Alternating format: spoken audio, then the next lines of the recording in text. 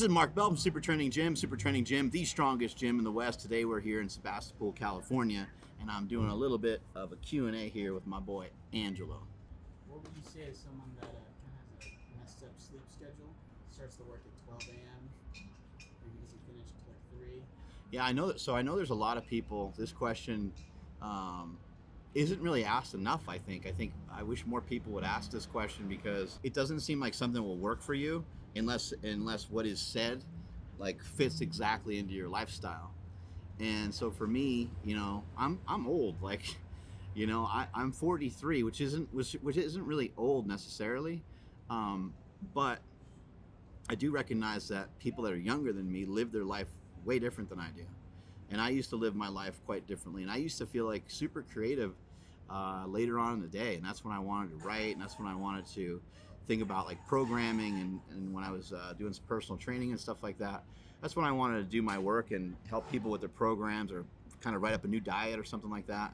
I didn't want to do it like at 1 in the afternoon or something like that. It just didn't seem like I could be efficient or effective unless it was like dark out. So I do understand that, and my suggestion on that would be to try to carry over, you know, some disciplines that you have in other areas of your life to see if you can follow through and continue on your diet even though it's late at night, because it being late doesn't really necessarily change anything. It certainly doesn't change your metabolism. So just because it's midnight, it really doesn't mean that your body can now handle M&Ms. Just because it's in the middle of the night doesn't mean that your body is going to handle different types of food in a better way. You have to try to adhere to some sort of plan. If you want to be in good shape, there just has to be something that you're attached to. You need some sort of governing body of some sort in order to get the body that you want. And so the rules could be, you can say, okay, well, you know, during this time period where I'm working, I could eat 500 calories. And it could be 500 calories from anything, because throughout the day, if you're being honest with yourself and you tracked or you paid attention to it, if you ate well during the day and you had, 400 to 500 calories to spare, that should work okay for you. I still would suggest against, eating like an asshole too much. Like, you could have something that you really want, but before you eat something that you want, you maybe get something that you need first. So for example, maybe you have like a New York strip, which you're like, man, I don't feel like eating a New York strip at the end of the day. You'll feel like eating a New York strip at the end of the day if you didn't snack all day. If you snacked all day, you know what you're gonna want at 11, 12, 1, and 2, you're gonna want snacks. You're gonna want ice cream. You're gonna want candy. You're gonna want something you can just kind of pop in your mouth as you continue to work. You're not gonna really wanna cut and chew and all that stuff. So my suggestion would be, like, if you're gonna eat some Taco Bell or some McDonald's or any of that kind of stuff, I would just try to have some other type of food on hand so you're getting something really nutritious in. Another question that gets asked that I think sometimes falls into a similar category here, and it's from a lot of younger people that are just getting their career started, is the financial side of things. Like, yeah, Mark, like, that's great. Like, I see you eating these New York strips and eating all these fancy foods, but they're expensive. And a lot of times the leaner meats are expensive. There's a lot of people that I conversed with. There's a lot of people that have communicated back to me on YouTube, and just in getting in shape myself when I was in my 20s and I didn't have any money, I was able to do it. So I'm still sympathetic. I understand the position that you're in. I understand that it brings an extra level of difficulty into it there, but I do think there's always a way. There's always options. And so, eggs aren't crazy expensive. Red meat's not always expensive. You can go to a place like Costco, try to get stuff that's on sale. Nowadays, a lot of other department stores have a grocery store section to it, like a Target and a Walmart. And a lot of times these leaner meats they're not that crazy in terms of price. You also might be able to get creative with some stuff. Like, this might sound disgusting, but you take like some 85-15 ground beef, mix it with some ground turkey, or mix it with some chopped up like chicken breast or something like that. Well, now you just took the same exact thing that normally has a lot of calories coming from fat, and now you added a chicken breast to it. So per volume, it has more protein in it, right? So those are all like little things you can do. Or you could just even have like a protein shake with something, which I don't know if you were to, weigh out the price of your protein shake versus, 25 grams coming from a chicken breast or whatever it is, but there's always options. The food can taste really good, and it doesn't always have to be a chicken breast. It doesn't always have to be that boring. You could have a chicken thigh or something like that. Like, imagine if you made for yourself at night, and I realize that this is kind of the whole problem, is you don't want to make something for yourself. But you do need to understand this principle that the best things in life are going to come out of the oven. The best things in life are going to come hot off the grill, not from the microwave necessarily, right? The microwave is the shortcut. The microwave is the easy way. Even bodybuilders, when they're getting ready for a bodybuilding show, they're not going to eat meal prepped foods. They're going to eat foods that they meal prep. They're not going to eat anything from a meal prep company because they don't know what the hell's in there. They need to have cooked it themselves, or their wife needs to cook it, and they're not gonna put their ass on a line for some short order cook at some restaurant either. So it starts to become that important to some of those high level bodybuilders. But I think that as a responsibility to yourself, working on yourself and trying to make yourself better, everything else in your life will be better if you continue to fulfill the desires that go towards your goals, rather than filling these deceptive desires that are actually pulling you away from your goals. If you're sitting there at your computer and you're eating junk, you know that that's not productive. If you can take as much of your life as possible and have it heading in the direction that you want to go in, and it's okay if you're going in this direction, we're going down this table, here's the pot of gold at the end of the rainbow, my wallet, right? If we're heading that way, it's okay if we need to go this way. It's okay if we need to go back this way, okay? It's okay, right? It's okay to go back and forth and take your time to get there. It's okay to have detours. It's okay for your body weight to go up. It's okay for your body weight to come back down. It's okay to be in different shape. It's okay to put 3 months in the gym and bust your ass and then be out of the gym for a month. All of that's fine. What's not okay is to fall off completely, because then you can't get back up. Like, the energy to get back up is gonna suck. But what I want people to start to think about, especially younger people, a lot of younger people don't have a lot of faith in themselves. They're not empowered with what they need to be confident enough in themselves to really kind of follow through on a lot of ideas. And it might just because of some lack of life experiences, but a lot of younger people that I see are really dedicated to a lot of different things, and then they'll say they can't do certain things, and I'm like, shit, man, you're able to do these other things really well, and you're able to stick to some of these habits. I bet you if you took that part of your life and implemented it over here, like somebody might be really good in school, but then they suck when it comes to anything physical, or somebody might be really great at something physical and they suck when it comes to anything mental. And what I've done is I was really good at a bunch of physical stuff when I was young, and I was able to put that into business. I was able to put that into relationships. I was able to put that everywhere else. Same thing with people that are parents. A lot of times it could be, kind of a soccer mom type of woman, and she can say, oh man, I could never have the dedication that you have, or some of these CrossFit girls, like I could never do that.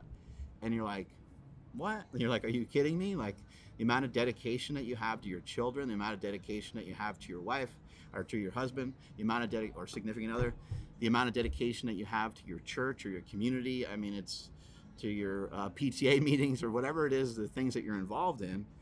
It's like, man, those things are really prioritized well in your life, and you never miss. You're always there. You always bring your kids to school on time. You always pick them up on time. You always make sure they get the homework done. You always make sure they're fed. So it's like, you have a lot of discipline. You have a lot of great things going for you. Just take those things and see if you can implement them into some other things. We got another question? Yeah. Just because sometimes I'll wake up and I'll eat like 5 hot dogs. Play some video games, do some work. I would try to have some stuff that tastes really good. So like, I don't understand. Well, maybe people just don't have enough knowledge about nutrition and the different ways that this game can be played. But if you're not really like overly fat and you don't have issues with, you don't have major issues with food, you're just a little fatter than you'd like to be, okay? I don't see why you can't, wake up and eat like a burrito or something, right? But here's the hard part, is like, that needs to be planned. And I think that's the hardest part, is you need to have some organization. But when I was in my 20s or so, those were things that I would do, once a day, maybe every other day. when I'd like to stay up later, I was like, look, I need protein. I know that protein is the game. I didn't really know anything about protein leveraging. I wish I did, because the more protein that you consume, the less food that you eat.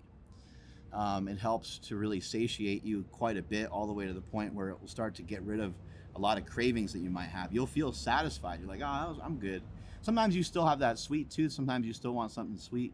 But what I suggest for that is just, Diet Coke or Diet Soda or whatever, a Zevia, whatever the hell you can do. Something sweet.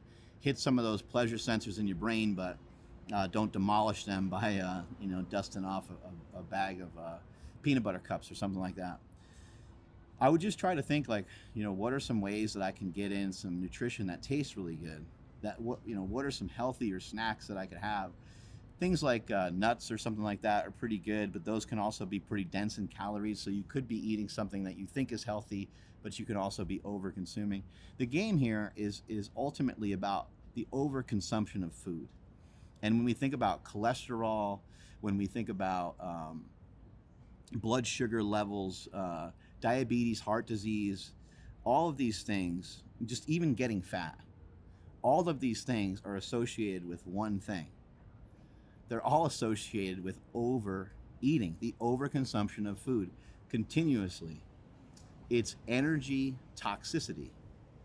Now, you could consume a lot of energy if you burned a lot of energy as well, but you have to be spending the energy as well. So you have to be moving. So what I would say to the kid that wants to wake up in the middle of the night and kind of raid the pantry and raid the refrigerators, number one, I would love to see you develop some different habits, because I don't think that's a great way to do things. If you could reach for an apple, if you could reach for a Quest bar, if you could make a protein shake, those would all be things that are way better than trying to eat pizza in the middle of the night. However, if that's just a thing that you're stuck on and you feel like you can't really move away from it too well, what I would suggest is saving your calories to account for that. Like knowing that that's going to happen. So during the day, I would be on a bodybuilding regimen. Maybe even you start to implement some cardio 3 days a week, and you do about 30 minutes of cardio.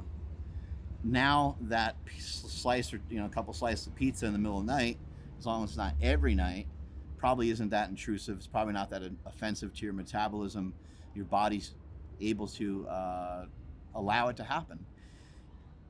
I've never really been a huge fan of like tracking calories and these different things, but just because I don't count calories, it doesn't mean that they don't count. They still count. I still have to account for them. They're still accounted for. I don't know if that makes sense, but like I still pay attention to what I eat every day. I say I don't track, which is sort of incorrect. I just don't use an app for it. I just don't pay attention to the overall amount of calories that I eat. And even pay attention is not a great word, because I am paying attention. Every time I eat, it's a calculated move. I've done a lot of stuff in my life that has made things way easier. Again, I use Icon Meals from my boy Todd Abrams, and like they have stuff on there, like they'll have a shrimp. It's a whole thing of shrimp. It's like 1 pound of shrimp. I'll cook that up, and like that's a great snack for me. And for other people, I know it doesn't seem like a snack. You're like, that's disgusting to eat shrimp as a snack. But for me, it's a snack because I retrained myself to make it a snack. Part of kind of living by the code and part of fitness and part of being, you got to remember this YouTube channel right here. This is a mentorship, and those of you that are subscribed, those of you that are following, we want to be made out of something different. And if you want to be made out of something different, you got to live to a higher standard. I know Angelo, who's recording right now, he does an amazing job. He's talented with what he does when it comes to editing, when it comes to putting together these videos. It's very obvious. I could see his brain works differently than people that we've worked with in the past. We've had a lot of great people work for us, but he's really gifted. He's really good at putting these videos together. And that didn't happen overnight. Like that's something that you have to work at. It's something you have to work towards. Now, Angelo's not going to put out a video that's anything less than what I've seen him do in the past. It's always going to be either directly on par with what he's done before, or it's going to be better. Most likely they're going to be better most of the time, right? And so I think when you start to think about how you just live your life in general, man, it's a real uphill battle if you try to get better at everything all the time. But if you do it slowly, slow incremental progress over a long period of time.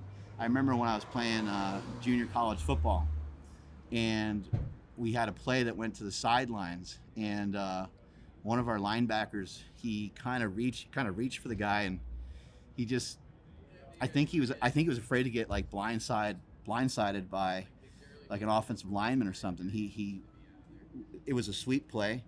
The play was coming to the outside. The guy was running pretty good after him. He caught up to the guy, but he just didn't go all out to make the tackle. And our captain was like, he said, hey, and what I thought was cool is he didn't refer to this guy by his name. He just paused the TV. We're watching game tape. He paused the TV and he just said, hey, he's like, this is not how we do it. Everybody agree? He's like, let's just watch it again. We'll watch it one more time, and then we're never going to talk about it again. He's like, did everybody see what happened? He's like, we don't need to go over it. We don't need to shame anybody. It's like, does everyone agree? Like, if we're going to run to a spot, we may as well go all out. And I think the guy was concerned he was going to hurt himself, and that's, hell, it makes sense to me because I've been blindsided blocked that way before, and it sucks. I mean, it hurts. You know, you get ear-holed by somebody else comes the other direction, and they just lower the boom on you, and you get completely annihilated. But nothing's worse than giving up on yourself, and even worse, it gave up on the whole team, right? Don't give up on yourself. Just don't give up on yourself. When you wake up in the middle of the night and you have these desires to eat all these different junky things, can you make a better decision? I'm going to give you a piece of advice that I think that you should implement right now. You should go on Amazon and buy a book called Eat This, Not That. That book kind of has a lot of references to restaurants and how you can kind of change what you order from place to place and make better caloric decisions. Having your nutrition be that way all the time would be probably the best thing you can ever do for yourself. Eat this, not that. So when you go and reach in the fridge for something, I mean, that thing shouldn't even be there anymore at a certain point, right? We need to live to a higher standard. You want to be made of something different. We're not even going to find that stuff. We're not even going to find traces of it around. And even if you have children, I got kids and I'm still jacked and tan, so you don't have an excuse. So those are all things to think about. Can you make a better choice? It's not, can you make a perfect choice? I don't want you to make a perfect choice. I don't want you to live like a stiff. I don't want you to not ever have a drink. I don't want you to always live to a higher standard. I don't want you to just like always think that you need to be quote unquote better than everybody else. Like, that's no way to live either. It needs to be somewhere in between. I've been hanging out the last couple days with my in-laws, my wife, my kids, and a couple friends, and man, they've been drinking the entire time, and that's the way they like to have fun that way. I haven't had one drink. I haven't eaten one bad thing. We ordered pizza yesterday. It was Quinn, my daughter's birthday. Happy birthday, Quinn, 13 years old. No birthday cake, no cupcake, no ice cream, no nothing. And again, it's not because I'm an asshole, or it's not because I'm trying to be necessarily better than anybody else, but I'm just trying to be the best that I can be. And at this point, it sucks because it's pretty hard to do. It's hard to beat your previous self as you continue to climb the ladder and continue to get better at something. But this is the reason why guys like Jeff Bezos don't stop. Guys like Elon Musk don't stop. Joe Rogan's not going to slow down his podcast because he's crushing everybody. He wants to increase it still. He wants to be better. Jeff Bezos is not going to be like, oh man, I got to make less money, because this is kind of getting ridiculous. He probably still wants to double it all. He probably still wants to triple it all. Same with Musk and anybody else that you kind of put in those categories. So that would be my advice. You want to wake up in the middle of the night and eat something. I would say, hey, see if you can develop a little bit different habit and see if you can eat this, not that. And again, account for it. Like, if you really wanted to have something that's like decadent or something that you really think is in your desires, then you can maybe explore that. But you would have to eat pretty damn good most of the day. 90%, 95% score for the day, and then you could have that little thing at the end. But that kind of sucks because you did what that football player did, where you just didn't sell out all the way. You ran to the spot, but you didn't make the tackle. And I would advise you to make the tackle, because I think our desires are just our deception. There's a lot of deception to them. You think that that's going to be something that you really, really want, and then you find out, you go, fuck, man. That's not what I really wanted. You don't want to be fatter than you were yesterday. You want to be leaner. You want to be in better shape, and you can do it. You wake up the next day, it sounds funny, but you're proud of yourself. You know, I woke up this morning and I was like, that was pretty good, man. We had some really bitchin' pizza out last night from a place that I really like, and I didn't eat any of it. Like, good job, dude. I gotta, pull my elbow across so I can pat myself on the back. There we go. Any further questions over there, buddy? Yeah, let's wrap it up with cholesterol. Oh yeah. So cholesterol, hypertension, just a lot of these things. I want to first point out that they can be genetic. There can be genetic components that are still not fully understood, but there are things that can be passed on through your genes that wreak havoc on the way that your body reacts to certain foods. When it comes to a ketogenic diet, when it comes to a carnivore diet, I think that people are like, yeah, there's absolutely no concern over cholesterol. You can eat as much fat as you want. You can do whatever you want. Some of that might be true, actually, if you are if you're still maintaining a caloric deficit and you never got over fat, you never gained, you never found yourself to be, 20 or 30 pounds overweight. And I don't mean, by what the standards are for overweight. I mean, you're actually fat, not like muscular and fat or whatever. You're just very unhealthy, very unfit. When it comes to cholesterol, I've done really good podcasts recently I had Lane Norton on the podcast with Dave Feldman, and those two went back and forth on lipids. And I think when it comes to like lipid profile and stuff like that, I'm maybe like here. And then Lane Norton is probably like at least here. And then Dave Feldman's like there. But both of them were, as you can see, way over my head. I didn't know what either one of them were talking about, but there's a lot of great information on that podcast. So I would suggest listening to that. If you want something easier to digest, I got into it quite a bit with Dr. Sean Baker and Paul Saladino. I had both of them on my podcast, and they talked at length, and we've had a bunch of other guests on our show.